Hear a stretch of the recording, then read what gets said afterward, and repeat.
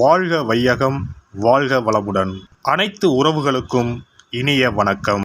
நிகழும் ஸ்ரீ மங்களகரமான சோபகிருது ஆண்டு மார்ச் மாதம் 14ஆம் தேதி வியாழக்கிழமை அன்று சதுர்த்தி திதியில் பரணி நட்சத்திரத்தில் வைத்ருதி நாம யோகத்தில் சித்தயோகம் கூடிய நன்னாளில் இந்த மகத்தான பங்குனி மாதம் பிறக்கிறது.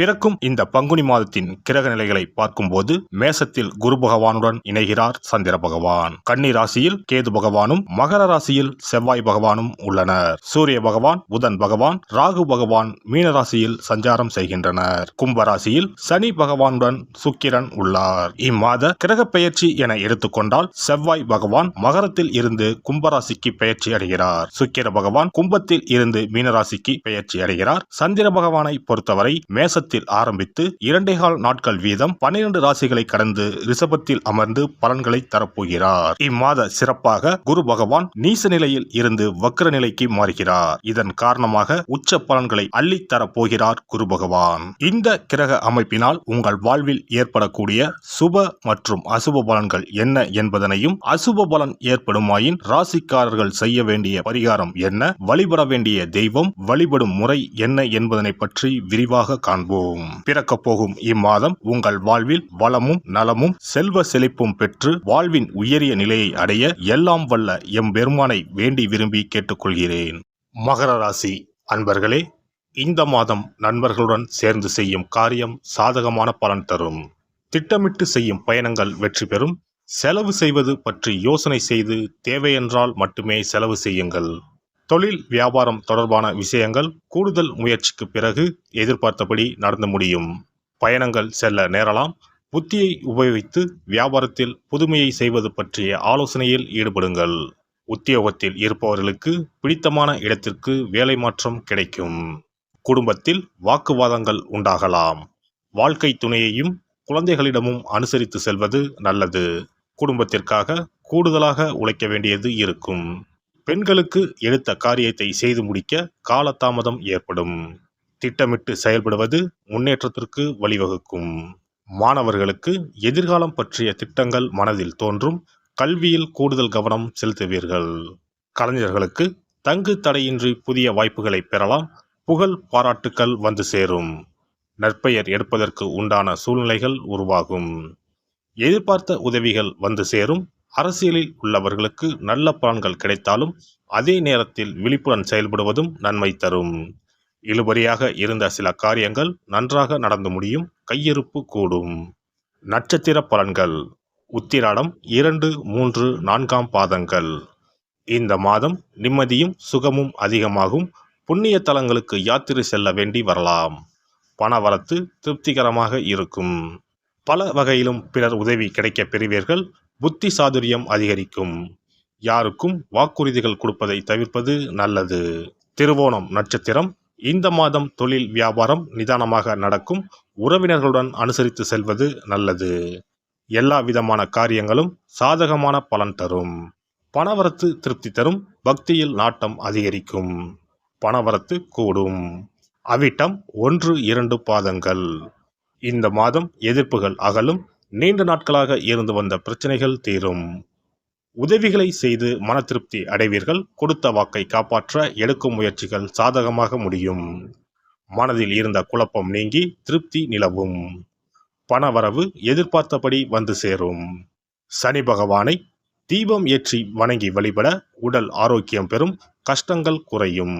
அதிர்ஷ்ட கிழமைகள் ஞாயிறு, செவ்வாய், புதன்.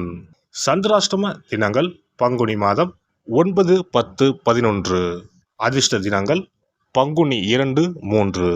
சிறப்பு பரிகாரம். வாரந்தோறும் செவ்வாய்க்கிழமை அன்று வீட்டில் உள்ள முருகப்பெருமான் படத்தினை துடைத்து சந்தனம் குங்குமம் பொட்டு வைத்து சிகப்பு அரளிப்பூ கொண்டு அலங்காரம் செய்யுங்கள். ஒரு கண்ணாடி டம்ளரில் தண்ணீர் ஊற்றி ஒரு எலுமிச்சை பழம் சிறு வெட்டிவேர் போட்டு முருகன் படத்திற்கு முன் வைத்து விடுங்கள். ஒரு மா இலை எடுத்து காம்பு பகுதி முருகப்பெருமானை பார்த்தவாறு வையுங்கள். அகல் விளக்கில் நெய் தீபம் ஏற்றி மா இலையின் மீது வைக்க வேண்டும். தீபச்சுடர் முருகப்பெருமானை பார்க்கும் வண்ணம் இருக்க வேண்டும். கண்களை மூடி முருகப்பெருமானை மனமாற வேண்டி உங்கள் வேண்டுதல்களை வையுங்கள். பூஜை முடிந்த பிறகு அடுத்த நாள் டம்ளரில் உள்ள எலுமிச்சை பழத்தை உங்கள் வீட்டை சுற்றி திருஷ்டி கழித்து போட்டு விடுங்கள். 6 வாரங்கள் வரை இந்த வெட்டிவேரை மாற்ற தேவையில்லை. இவ்வாறு செய்து வழிபட்டு வர குடும்பத்தில் உள்ள எப்படிப்பட்ட கஷ்டமாக இருந்தாலும் அந்த கஷ்டத்திற்கு தீர்வு கிடைக்கும். நம்பிக்கை இல்லாமல் எந்த ஒரு வழிபாடும் செய்யக்கூடாது. நம்பிக்கையோடு செய்யும் பட்சத்தில் கைமேல் பலன் கிடைக்கும். இனி பங்குனி மாத சிறப்புகளும் வழிபாட்டின் பலன்களும் என்ன என்பதனை பற்றி காண்போம். பங்குனி மாதம் என்பது வழிபாட்டுக்கு உரிய மாதம். பங்குனி மாதம் வணங்குவதற்கும் பூஜைக்கும் உரிய மாதமாகும். ஒவ்வொரு மாதத்திலும் ஒவ்வொரு நட்சத்திரத்திற்கு முக்கியத்துவம் கொடுத்து விழாக்கள் நடத்துவது வழக்கம். ஆனால் பங்குனி உத்திர நட்சத்திரத்திற்கு மற்ற நட்சத்திரங்களை விட அதிக மகத்துவம் உண்டு. தெய்வ திருமணங்கள் அதிகம் நடைபெற்ற மாதம் பங்குனி மாதம். மாதங்களில் 12வது மாதம் பங்குனி, நட்சத்திரங்களில் 12வது நட்சத்திரம் உத்திரம். 12வது மாதமான பங்குனியும் 12வது நட்சத்திரமான உத்திரமும் இணையும் புனித நாள் பங்குனி உத்திரம் என்று கொண்டாடப்படுகிறது. எனவே பங்குனி மாத உத்திரத்தின் சிறப்புகள் அதிகம். பங்குனி உத்திர நாளில் அனைத்து ஆலயங்களிலும் சிறப்பு வழிபாடுகள் நடைபெறும். கிராம கோவில்களில் அக்னி சட்டி ஏந்துதல், பூஜைகள் விமர்சையாக நடைபெறும். எண்ணற்ற ஆலயங்களில் சுவாமி அம்பாள் திருக்கல்யாணம் நடைபெறும். சிலருக்கு கைகூடாமல் திருமணம் தள்ளி போனால் பங்குனி உத்திர நாளில் விரதம் இருந்து இறைவனை வழிபட்டால் வெகு சீக்கிரம் திருமணம் கைகூடும் என்பது ஐதீகம். அதோடு காதலிப்போர் மனதுக்கு பிடித்தவரை கரம் பிடிக்கவும் பங்குனி உத்திர விரதம் இருப்பது மிகுந்த பலனை கொடுக்கும். பங்குனி உத்திரம் கல்யாண விரதம் என்றும் அழைக்கப்படுகிறது. 8 வகையான மகா விரதங்களில் கல்யாண விரதமும் ஒன்று. ஆகவே இந்த நாளில் திருமணம் ஆகாத இளையோர் விரதம் இருந்து தமக்கு நல்ல வரன்கள் கிடைக்க வேண்டும் என்று சிவபெருமானையும் பார்வதி தேவியாரையும் வேண்டுவது நல்ல பலன்களை பெற்றுத்தரும். இத்தினத்தில் மேற்கொள்ளும் விரதம் மிகவும் விசேஷமானது. நீண்ட நாள் ஒற்றுமையுடன் வாழ விரும்பும் தம்பதியர் விரதம் இருந்து சிவனுக்கும் சிவ பார்வதிக்கும் அபிஷேகம் செய்வார்கள். இந்த விரதத்தை முருகனை வேண்டியும் செய்யலாம். அதோடு அன்னதானம், வஸ்திரதானம் செய்வதும் சிறப்பானது. ஜாதக தோஷத்தால் திருமணம் தடைப்பட்டவர்கள் வழிபாடு மேற்கொள்ளவும் சிறந்த நாள் இதுவாகும். செவ்வாய் தோஷம் காரணமாக திருமண தடைகளை சந்திப்பவர்களுக்கு பங்குனி உத்திரத்தன்று முருகனை மனமுருகி வணங்கினால் திருமண தடைகள் நீங்கி திருமணம் சுபமாக முடியும். குழந்தை பேரில்லாமல் தவிப்பவர்கள் பங்குனி மாத விரதம் இருந்து அம்மன் கோவில்களுக்கு சென்று வழிபட அந்த அம்மனின் அனுக்கிரகத்தால் நிச்சயம் புத்திர பாக்கியம் கிடைக்கும். தொழில் மற்றும் வியாபாரங்களில் ஈடுபடுபவர்கள் தமிழ் வருடத்தின் கடைசி மாதமான பங்குனி மாத தினத்தில் திருஷ்டி பூசணிக்காய் வாங்கி உங்கள் வியாபார இடங்களை திருஷ்டி கழித்து அதற்குரிய நேரத்தில் உடைக்க வேண்டும். இப்படி செய்வதால் உங்களுக்கு இந்த ஆண்டு ஏற்பட்ட தோஷங்கள் அனைத்தும் நீங்கும். பங்குனி உத்திர நன்னாளில் நம்மால் முடிந்த அன்னதானங்களை செய்வது மிகுந்த புண்ணியம் தரும். எலுமிச்சை சாதம் அல்லது தயிர் சாதம் அல்லது சர்க்கரை பொங்கல் என அன்னதானம் செய்யலாம். அதேபோல் நம்மால் முடிந்த அளவுக்கு மஞ்சள், சரடு, குங்குமம், கண்ணாடி என மங்கள பொருட்களை பெண்களுக்கு வழங்குவது விசேஷ பலன்களை கொடுக்கும். முருகப்பெருமான் நமக்கு இதுவரை இருந்த காரிய தடைகள் அனைத்தையும் களைந்து நமக்கு நல்வழி காட்டி அருளுவார். பங்குனி மாதத்தில் அனைத்து நாட்களிலும் கோவிலுக்கு சென்று வருவது மிக்க பலனை தரும். மேலும் செல்வ செழிப்புடன் வாழ்வதற்கு உதவும்.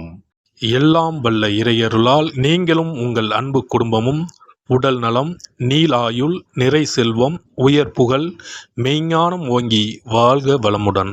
இந்த வீடியோ பதிவு உங்களுக்கு பிடித்திருந்தால் லைக் பண்ணுங்க, கமெண்ட் பண்ணுங்க, ஷேர் பண்ணுங்க, மறக்காம சப்ஸ்கிரைப் பண்ணுங்க, பக்கத்துல இருக்கிற பெல் பட்டனை கிளிக் பண்ணுங்க. நன்றி, வணக்கம். ஓம் நமச்சிவாய. சிவாய நம.